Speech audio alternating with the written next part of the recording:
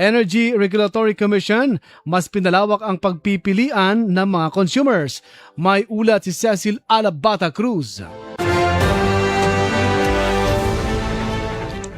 Simula June 26, mas marami ng consumers ang maaaring pumili ng sarili nilang power supplier.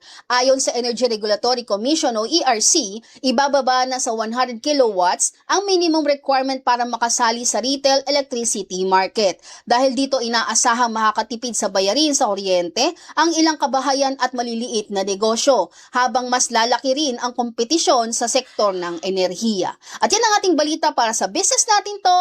Cecil Alabata Cruz, Radyo La Verdad, 1350 ang UNTV Radio. Maraming salamat, Cecil Alabata Cruz. Aba, makakatipid pala kapartner Randy, kapartner Chris. Gusto niyo yon, makatipid sa kuryente?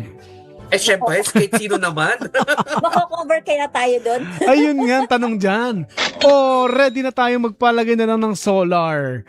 Ayun, unless yung wala ka nang babayaran naman. Power consumption.